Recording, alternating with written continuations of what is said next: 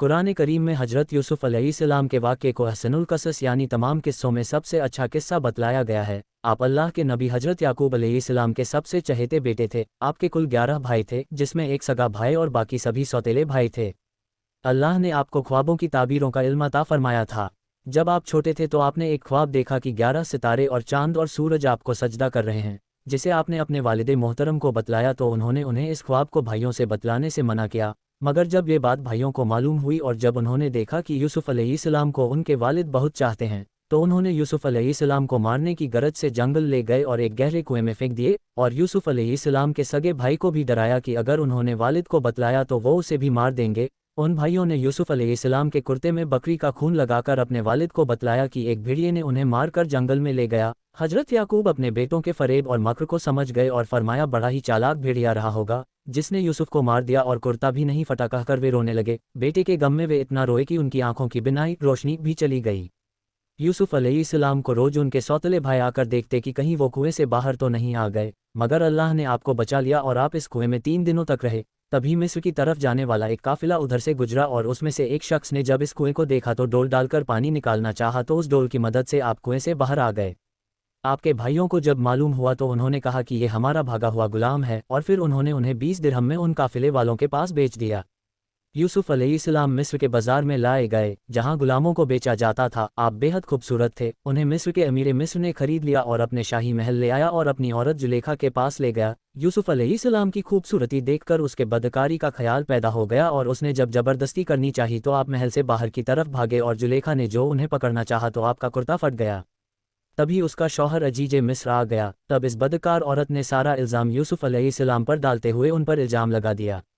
यूसुफ अलैहिस्सलाम ने कहा कि किसी छोटे बधों को लाया जाए, वो भी गवाही देगा कि गुनाहगार कौन है। लिहाजा एक 4 साल का बधाई जो इत्तेफाक से करीब ही था लाया गया। उस बधों ने कहा, अगर कुर्ता आगे से फटा हो तो फिर यूसुफ अलैहिस्सलाम गुनाहगार होते और अगर पीछे से फटा हो तो औरत गुनाहगार होगी।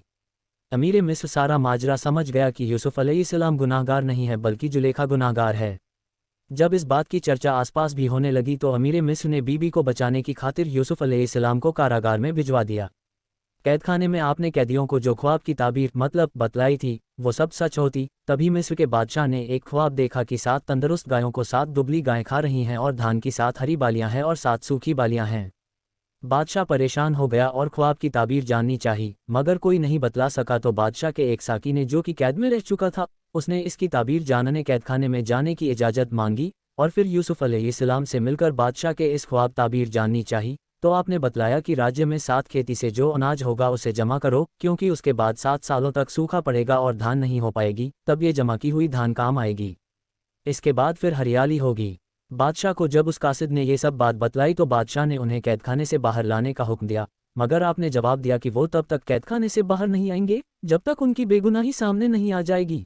तब बादशाह ने सारी बातों की तस्दीक करवाई तो जुलेखा ने भी अपना जुर्म कबूल कर लिया और गवाही दी कि यूसुफ अलैहिस्सलाम बेकसूर हैं। तब बादशाह ने उन्हें कैदखाने से बुलवाया और उनसे इतना ज़्यादा प्रभावित और खुश हुआ कि उसने आपसे कहा, आप जो चाहे ओहदा लें मगर इसी महल में रहें।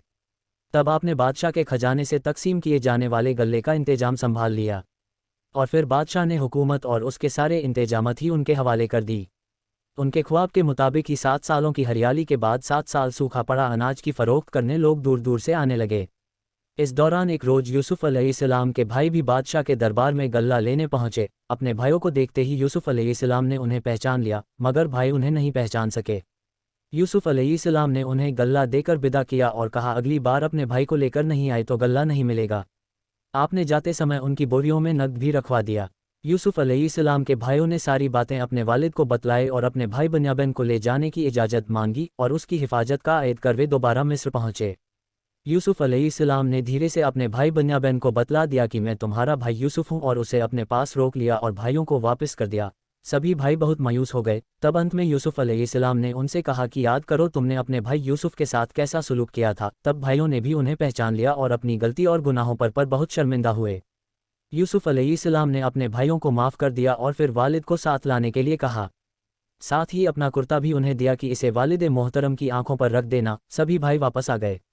जब वे वालिद के पास पहुंचे तो वे खुशी से कहने लगे, मुझे अपने बेटे यूसुफ की खुशबू आ रही है। सभी भाइयों ने अपने वालिद से माफ़ी मांगी और उन्हें सारा हाल कहकर सुनाया।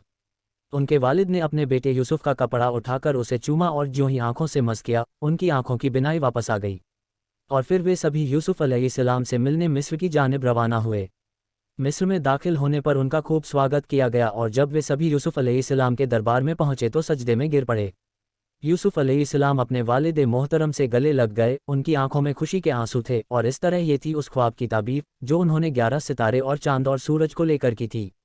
बेशक इस वाक्य में ईमान वालों के लिए बहुत सी निशानियां भी हैं और सबक भी है, इसलिए इस वाक्य को कुरान में सबसे अफजल किस्सा कहा गया है।